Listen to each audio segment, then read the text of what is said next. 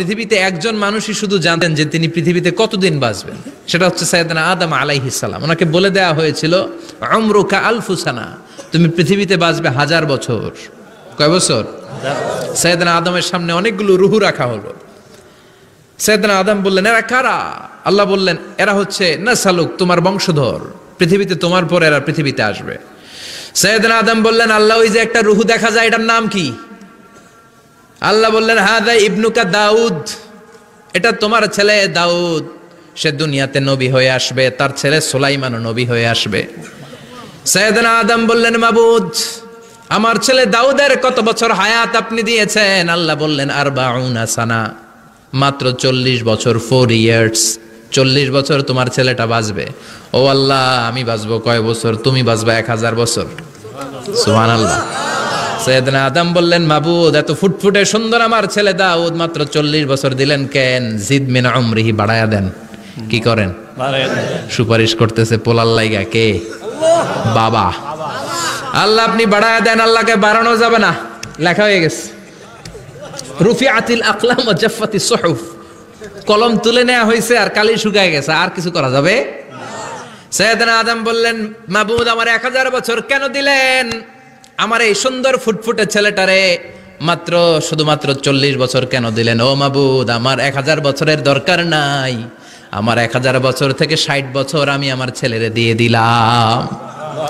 দাউদ আলাইহিস সালাম বাঁচবে 40 বছর, তো বাপ আদম যদি আরো 60 দেয়, 40 আর 60 মিলে কত হয়? 100।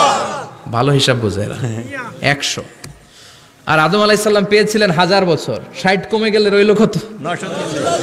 940 বছর পৃথিবীতে থাকার পরে মালাকুল মাউত চলে এসেছে। কারণ এটা on time, the death will come on time, it never late, কখনো দেরি হয় না।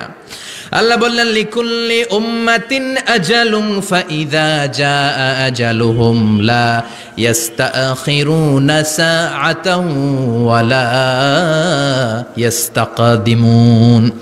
মৃত্যুর একটা নির্ধারিত সময় আমি বেঁধে দিয়েছি, অন টাইম, অন টাইমেই চলে আসে, 1 সেকেন্ড আগেও আসবে না, 1 সেকেন্ড পরেও আসবে না। 940 বছর বয়সে মালাকুল মাউত এসে হাজির, এসে বলল, জিতু আন আকবাদা রূহাক, রূহ কবজ করতে আসছি। আদম আলাইহিস সালাম বললেন, রূহ কবজ করতে আসছো মানে? আমি বাঁচবো তো 1000 বছর। কয় বছর?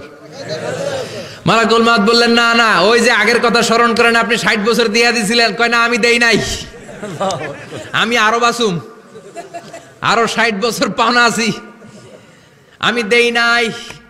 মালাকুল মাউত বললেন, আপনি দিয়েছেন। আদম বলে, দেই নাই। মালাকুল মাউত বলে, আল্লাহ ঘটনা দেখেন, দিয়া কয় দেই নাই। আল্লাহ কয়, থাক, কথা কইস না, আয়া পড়। সুবহানাল্লাহ পড়েন। নাসিয়া আদম ফানাসিয়া বানু, ভুলে গেছেন উনি।